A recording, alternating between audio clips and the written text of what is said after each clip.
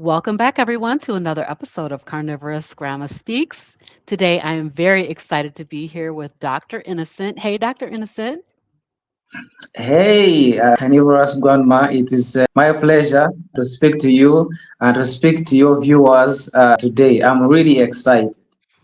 I'm so thankful that you accepted my opportunity to be a guest on my show, CarnivorousGrama Speaks, Chatting with Doctors. So, Dr. Innocent, his channel is called Carnivore Africa. And we made this connection through Pumi, Carnivore Cutie. So I'm so thankful that you are here today. Why don't you go ahead and introduce yourself? Yes, my name is Tomasinji the Innocent.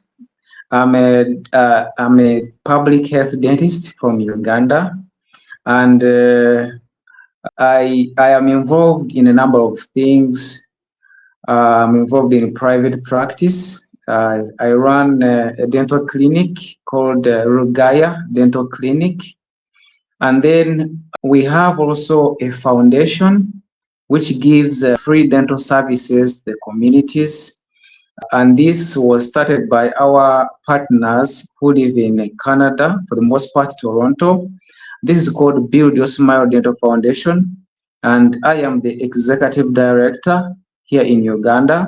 And of course, in this, the kind of work that we do is we go to communities, we find people with dental problems. Some we do restorations or feedings. Others we clean their teeth in case they have gum disease. Those ones with missing teeth, we give them artificial replacements, which include removable dentures and implants. And then, of course, those ones who have bad teeth, we pull them out, we extract them. Then we do lots of education, dental oral health education, because this is one of the most important things you can do to change people's way of thinking.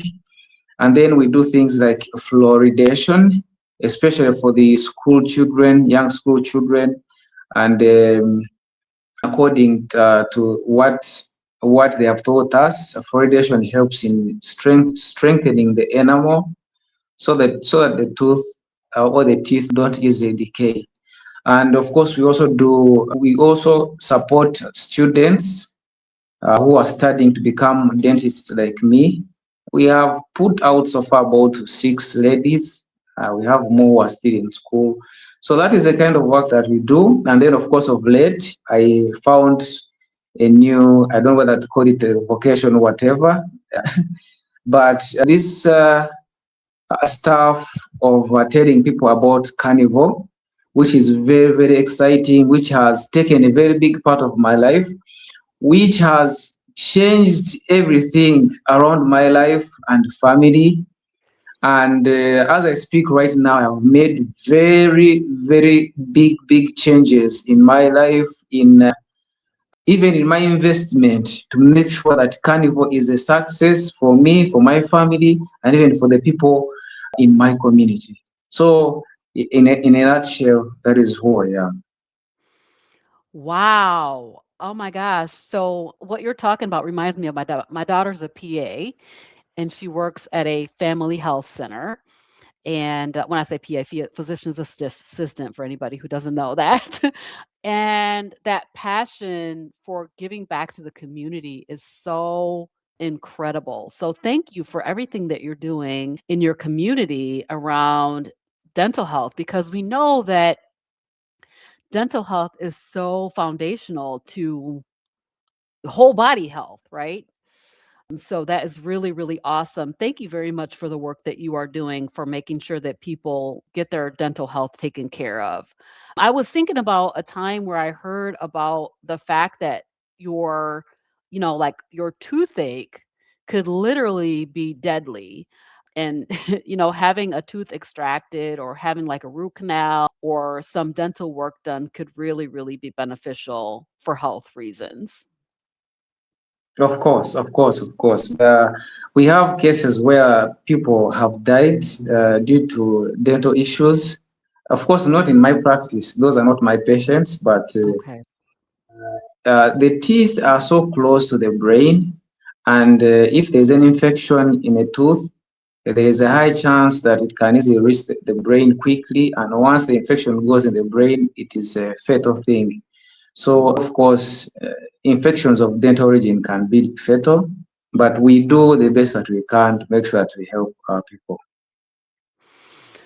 So, I really would like to ask, because we're talking about dentistry, how impactful is sugar or the consumption of sugar to our dental health? Sugar is, of course, as I've been growing up, I've been finding out more and more about sugar. And the more I find out about sugar, the more I know that this is a poison which no one should be playing or toying with. As I speak right now, there's no sugar in my house.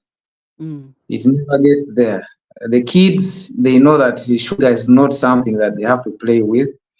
Sugar is really, really dangerous. For the teeth, of course, for the whole body.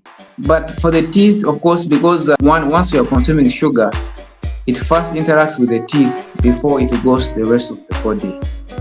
And the science we know is that we have bacteria in the mouth and all over the body, what we call uh, the gut buddies, or it's supposed to be a friendly bacteria as long as it's where it's supposed to be. Once the bacteria is where it's supposed to be, then it has no issues. But once someone consumes sugars, whether candy or cake or whatever it is, of course there are sugars which are more dangerous than the other, the refined sugars, those ones. So once you eat them, they stick on the teeth, because we know that the teeth, especially the molars, they are not flat. They have depressions. Well, it's not flat on the tooth. If I can explain for the normal people to understand. So there's where sugars stick. And once they stick there, the bacteria in the mouth will go and eat on the teeth, on the sugars which are remaining, which are stuck on the teeth. And then as a byproduct, they produce acid. And this acid is just the same as it's more like the acid which is in the batteries of the vehicles. So the acid, anything acidic will destroy anything which is mineralized. So the enamel of the tooth is full of minerals. So once the acid is there on the enamel for a long time, it wears the teeth and produces the cavities, and of course continued decay now and again causes the holes to get deeper and deeper. At the time when someone starts feeling the toothache, sensitivity, whichever comes first. So there's so much I can talk about the sugar, but it is really detrimental to our teeth, and nobody should be taking sugars. Yeah, this is very interesting because, I mean, this, of course, is my message. Like, you need to be eliminating sugar. That's what I talk about all the time. And so, particularly, we eliminate sugar, at least in my approach, from our diets through a carnivore, primarily meat-based way of eating. So, can you tell us a little bit about how you found out about carnivore? Yeah, thank you so much for this question. So I was just like any other person there in the world. I had no idea that anything called carnivore exists, and until when something happened to my daughter. I have my firstborn daughter is 12 years, and sometime back, I think she was probably around 8 or so, maybe around that. She used to complain of abdominal pain, and this pain was on and off. It was on for a very, very long time. We visited the clinicians. They did investigations. They would say the test would show that she's having peptic ulcers. She would take medication, and after taking the medication, the pain would come back again. So it was on and off, and I didn't know what it was until one day when she was at school. They called me and they told me, "Your daughter is not breathing properly. Your daughter is gasping. Please come and do something." Mm. So I reached her school, and found her in a state that was, I never seen her like that, and I didn't know what it was. So I quickly took her to a nearby clinic, and then they diagnosed her with asthma. Mm. And then they gave her an inhaler, but immediately, of course, they used something they call a nebulizer. Nebulizer is it's medicine which they use to help people who are not breathing properly as a result of asthma, and then it gives quicker results anyway. It's more like oxygen or something like that, but with the salbutamol. Usually the medicine they use is called salbutamol.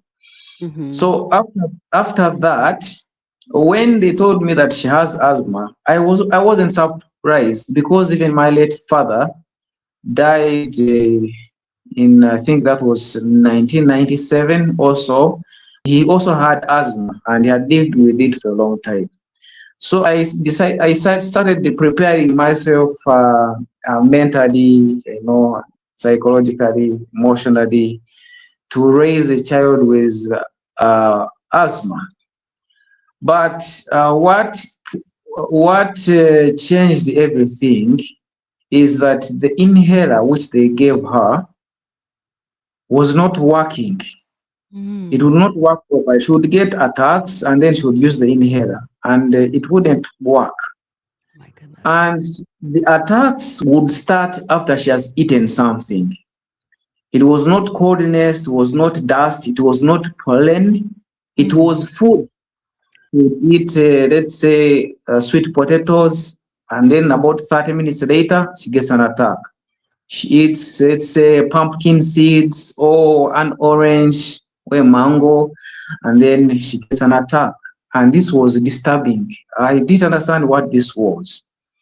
So almost every evening, I would take her to a clinic, and every time we would go, we would find when they are ready for us with a nebulizer ready.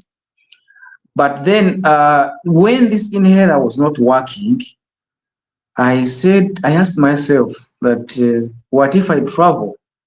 What if I'm not around? What if her mother is not is gone somewhere, and the inhaler is not working? This means that she's going to suffocate. So I tried to look for remedies, herbal remedies. I went to YouTube, then I would type in things like herbal remedies for asthma, and then they would bring, this, try this. But then later on, I came to find about people saying, "Oh, I had asthma, and then I did the carnivore diet, and then the asthma stopped." And then also when we were talking, they also started talking about my conditions. Okay, they talked about my daughters, that was asthma. But then, it was amazing how they would talk about a single thing handling so many conditions, so many conditions. And I was like, how can this happen? Because even when we are training, we meet, is not something which people need to get close to, because meat is associated with all sorts of things, Yes. with the with the cardiovascular problems, with gout, with all sorts of things. I mean, all theories, all myths are there. Even medical, they say you cannot eat these things, meat, because it has issues. So they would say meat. I ate meat, and then this disappeared. People would talk about joint pains. They would talk about gout flares. They would talk about migraines. They would talk about issues to do with the sight. It was too much. So those coaches, I really didn't believe them that much.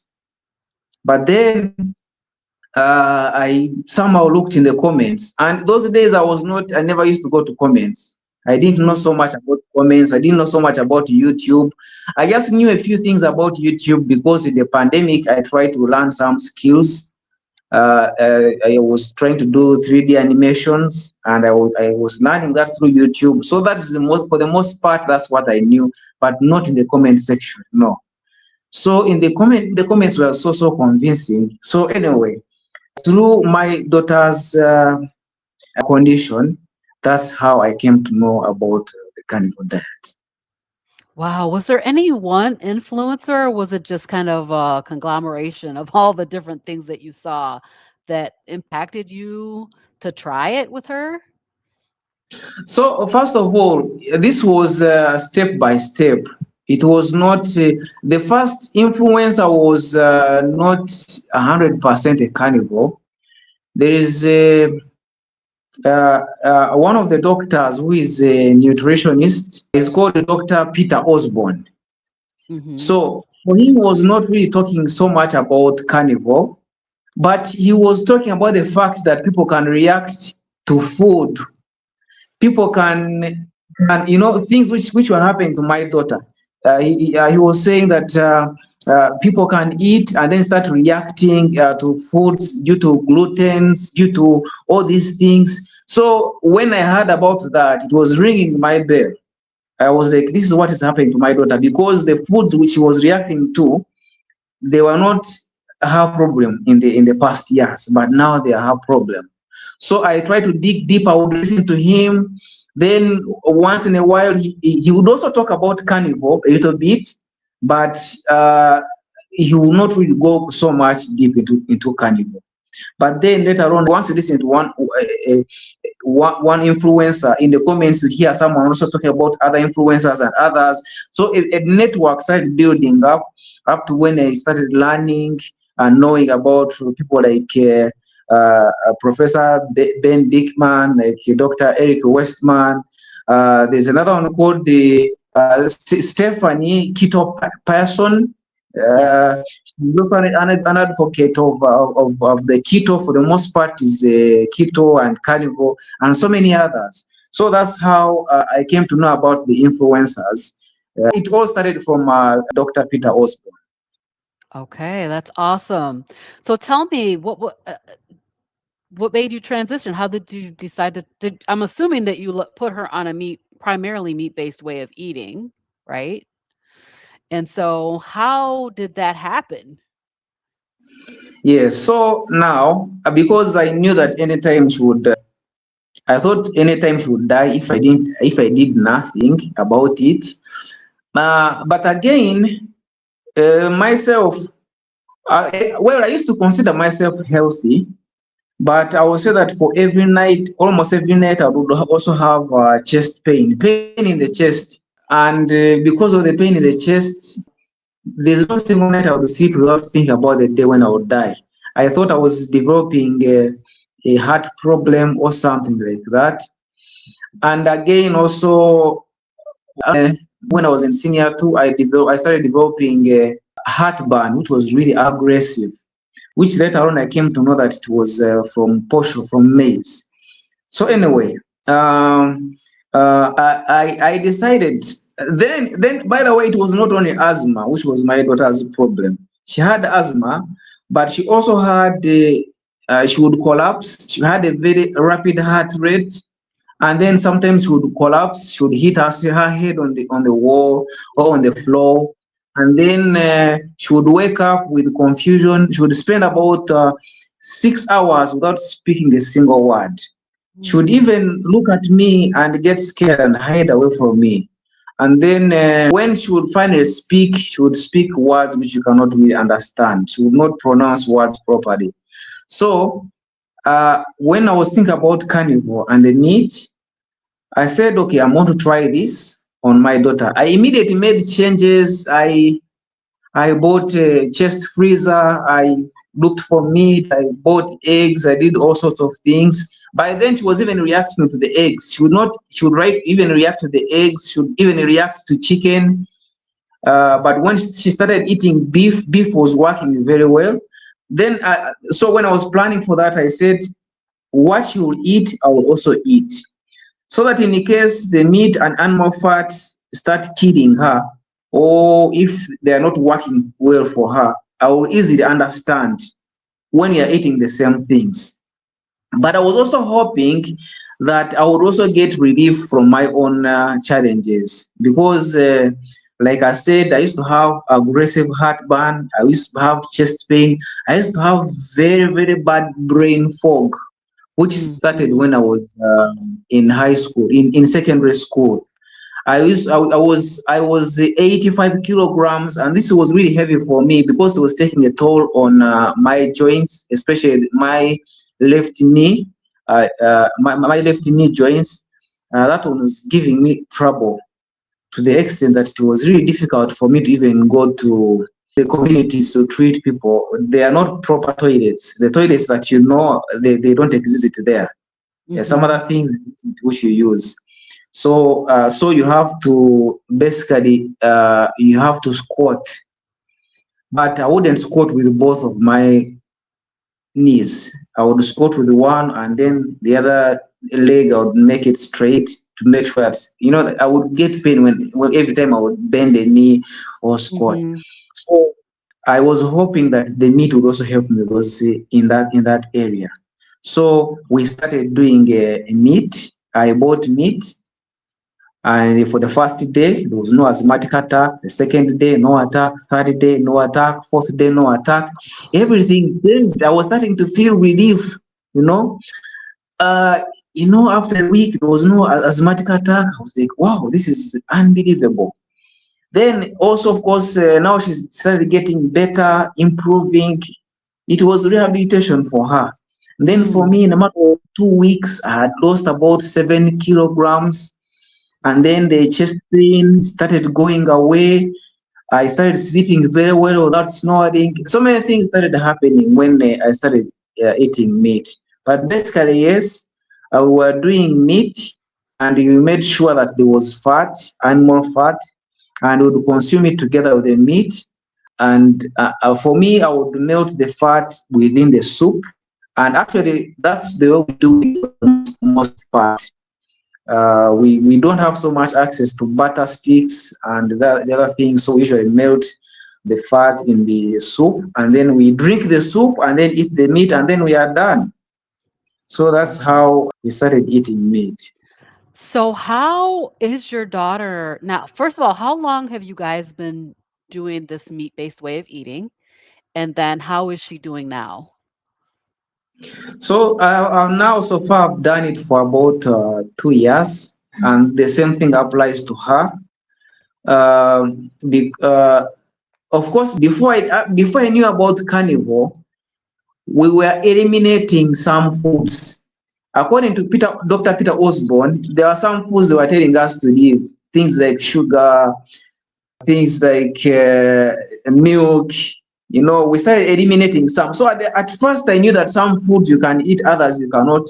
But later on, I came to know that after all, these are plants, these are carbohydrates, and these things we cannot really eat them. Now, as I speak, my daughter is okay. She had taken about 1 year and 1 term without going to school. She went back to school. She's doing very well. She's growing taller. She has a very beautiful skin. She has the way she thinks like a robot. She's Oh, sometimes it challenges me. She looks at me, she knows even what I'm thinking. She does things. She even predicts my movements or what I'm going to do. wow. So I can tell you that she's doing so well, and she has also come to understand that carnivore is for her. And she does not cheat these days. Before she would cheat and would Mhm. get. She would get some attacks, and then wouldn't know, like, she's eating meat. Why is she getting attacks? Then we would know that actually she went to the shop, she bought candies or biscuits or sweets, and she would get attacks. But these days now she understands, and once in a while I give her some plants, but the reason why I give them to her is I don't want her to think that she cannot eat them in life. I don't want to get discouraged because she's still young. So I just make her, like, let's say sometimes I give her like some, let's say, avocado or cabbage. But again, this is something which happens maybe once in a month or once in 3 months. Mhm. And sometimes even I tell her, "Do you want avocado?" She says, "No, no, I don't want." So she has come to understand her condition. She has come to understand that plants are detrimental to health. Good for her. I think that as we all learn, I think with when we're transitioning or we're going to a primarily meat-based way of eating, we realize the things that we incorporate do impact how we feel. And so good for her for learning this early. It's going to be a game changer for her to just know she knows what she should be eating. So that's really good. And I'm happy for her. That's Yeah, awesome. yeah, yeah, of course. Of course, you know that once you go carnivore and then you eat plants, and anytime you eat a plant, you easily know what harm that plant can bring to your body. Right. That's when I know myself. For example, I came to realize later on that what used to bring me the pain in the chest and in the heart was A1 dairy, the dairy milk from the Frisian cows. Mm-hmm. I came to know that. And then later on, I came to know that when I eat onions or tomatoes, then I start getting blisters on my toes. Actually, that's one of my challenges which I used to have before I was carnivore. I never used to wear closed shoes for 3 days in a row, or Wow. else I would start getting blisters. But when I went carnivore, now I can wear shoes.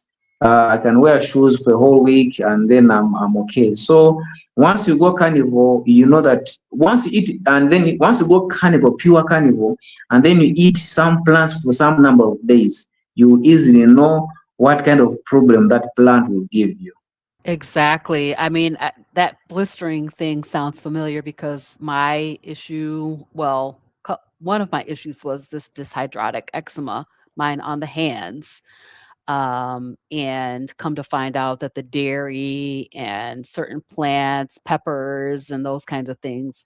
But I also dealt with really, really severe anxiety, and the things that were causing that anxiety were like lettuce, mint, leafy things that would not be expected, but it really, really caused severe debilitating anxiety for me. So, switching to meat-based way of eating really will help you understand what are the things that are causing your problem. And as you Yeah, it's said, so many problems, like almost anything you can think of. Crazy. yeah, yeah. You know what the carnivore can it changes so many things. If you talk about anxiety, I can remember, for example, for me, it changed my mood altogether. I like telling people, uh, I was so irritable before. The things would irritate me, and I would know that by the way when I'm driving. Here in Uganda, we have people who drive motorcycle taxis. We call them border border. These people, they drive in the most unthinkable way you can think, the most annoying way you can think. They crisscross, they can drive ahead of you, and they do all sorts of gimmicks. For example, they put their legs in the air, they do all sorts of things at night. If they're driving towards you in the dark, they will, if they are two, they hold hands together, and they want to give an impression that it is a car which is coming towards your direction. But once you reach them, you actually find that these are two motorcycles, and the drivers are holding their Oh hands in my the middle of the gosh. road. They do all sorts of annoying things. So they will do stuff, and I would feel like parking the car and chase them and fight them. I would feel like doing that. But after going carnival, my mood changed, and once whoever people drive whichever way they want to drive, and I'm not even bothered at all. So I have seen that carnival will balance life. It will balance hormones, it will balance electrolytes, it will balance the body, and everything goes in the right place. And people, I mean, the body functions the way it's supposed to function. That is awesome.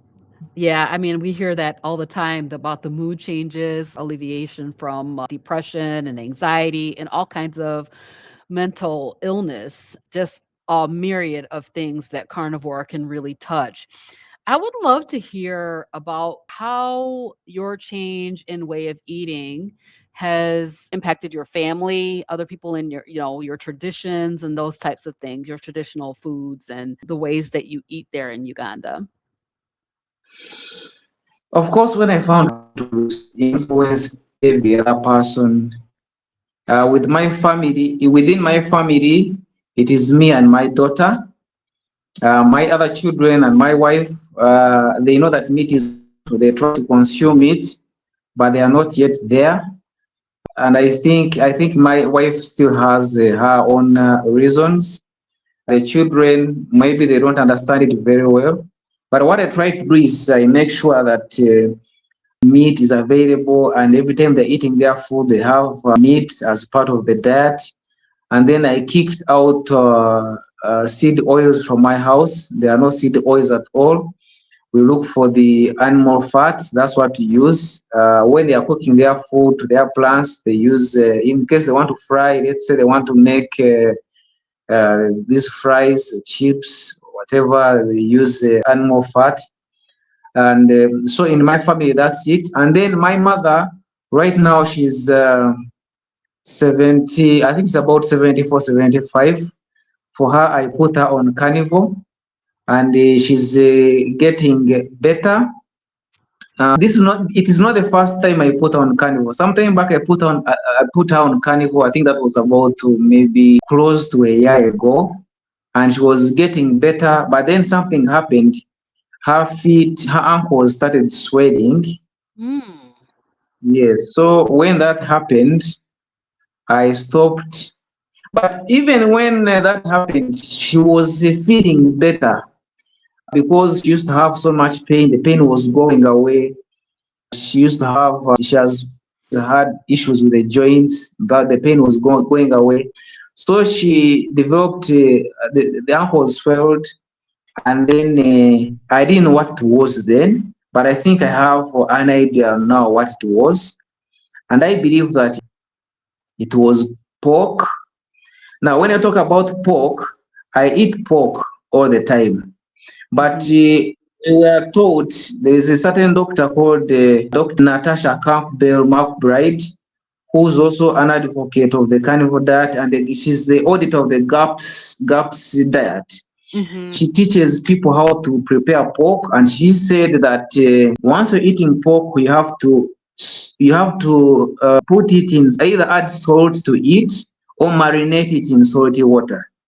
So I never Okay. knew that, Mm. and it pork was affecting us, me and my daughter, because we would start scratching, our skin would get itchy, Oh, and even wow. the nostrils, my daughter's nostrils would get itch, blocked, even mine, on Mm. pork. If we would eat it for a long time, there's a time when I ate pork 3 weeks in a row, non-stop, only pork. And that's when you got those problems. So even when that happened to my mother, later on I came to know that it was pork. But Mm. then I had sent her back to the village. She doesn't live with me. I didn't actually send her. She said, "Oh, I want to first go home. I want to go and see what is happening there." So I let her go. But then I also still encourage her to keep on eating animal based. Then when we made the changes to the pork, we marinate it in salty water for about 3 to 4 hours before we prepare it. Now all those problems went away.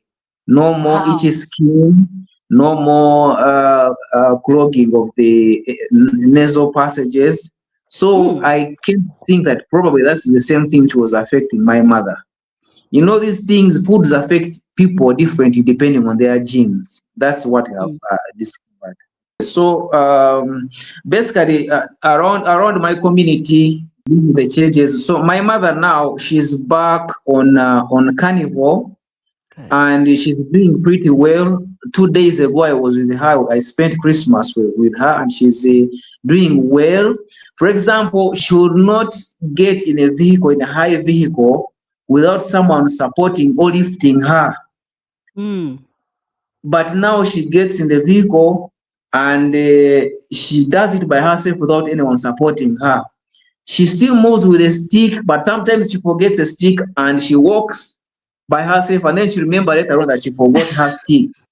So Good. uh, Carnival is doing so well for her. I also made sure that she has a chest freezer where she lives. She lives about 2 hours away from me, but it's a short Mhm. distance because there are mountains in between us.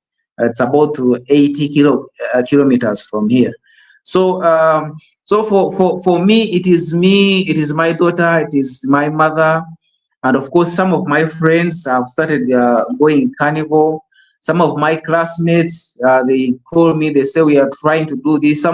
So a number of them, probably I believe that they are not 100% carnivore, but they are starting to eat in this kind of manner.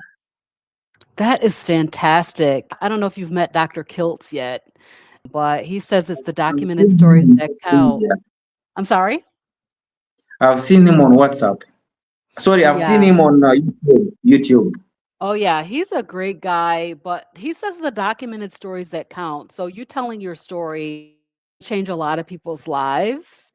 And that is so, so powerful because as we've talked about, so many disease states can be touched by just changing what you eat.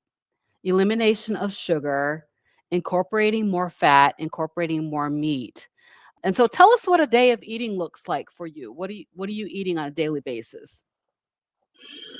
Yeah, so for the most part, I'm eating beef, and I usually buy it in bulk. I usually buy like a young animal, a young cow, and then I chop it in pieces, put in a freezer, eat that. And then I like using tallow. I like using cow ghee. Mm. I usually first consume fat. I usually have 2 meals in a day, breakfast and dinner, and that is usually enough. When I'm traveling, I can even have just 1 meal, and that is enough. And when I'm eating, I usually take 100 grams of animal fat with every meal. So within a day, I take about 200 grams of animal fat. And I mean, taking all this fat has helped me. I never used to take this much fat, but after taking it, my head has quietened. I used to have so much discomfort in my head, feel like it is hot, and then the brain fog was too much. I still Mm. have brain fog, it's reducing so much. It's not as much as I had. I'm on my journey of healing. And then I also like eating eggs. I used to eat so much eggs, but these days I eat maybe once or twice in a week. Then I eat chicken when I travel. I like eating a grilled chicken. And of course, once I eat chicken, I mean, for example, for whichever meal I eat, I have to make sure that animal fat is there, and I take it in form of a soup. And maybe I should also use this chance to speak to your people, people who are maybe sometimes there are some things which are discovered, especially with butter, and I know most of the people, your people, probably use it. Butter, when it is from A1 dairy, was problematic to me. It started giving me back the chest pain, which Mm. milk of the A1 dairy would give me, even butter would give it to me. But then I learned how to deal with it.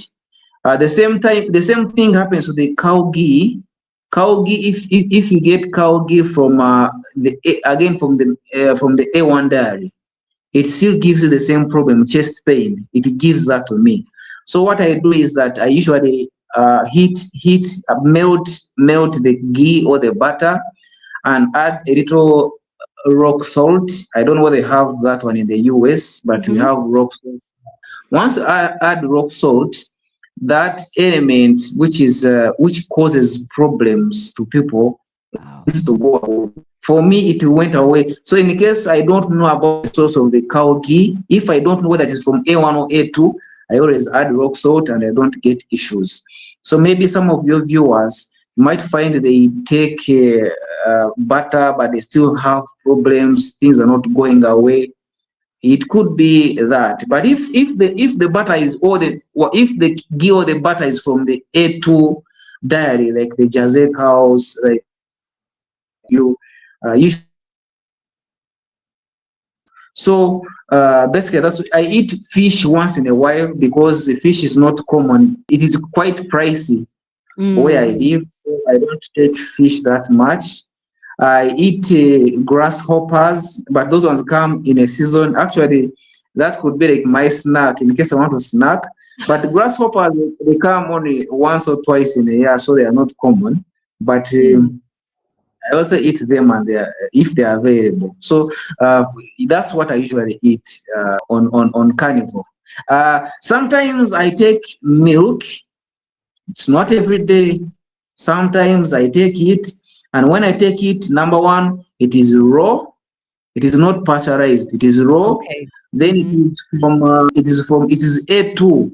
It is from the Jersey cows or from the local African cows. And Hmm. then I take it raw. But again, I take a quantity. I take 100 mils.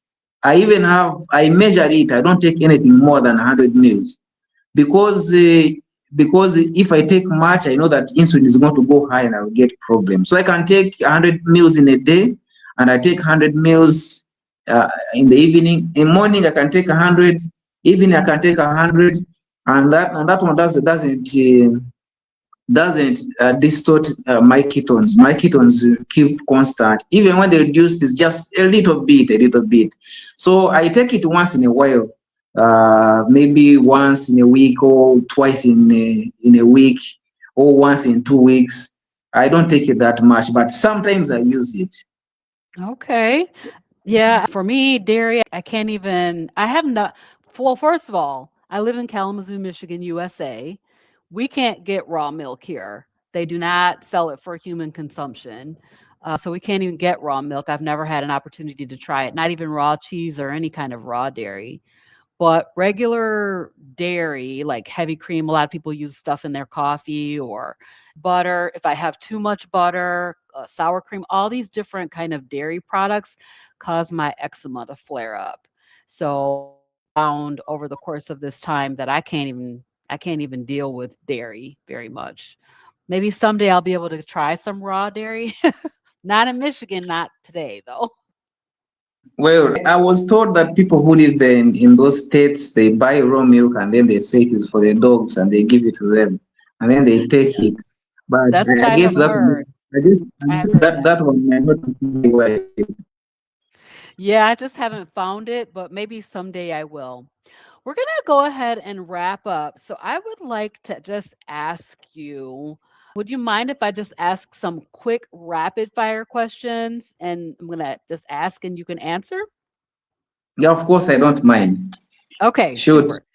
So, what is your favorite carnivore meal? Well, when it comes to meals here, I would say, just like I told you, it is beef and some other things come in as long as it is animal based and as long as it is not dairy. It is not, I mean, as long as it's not milk, beef and eggs, that's it.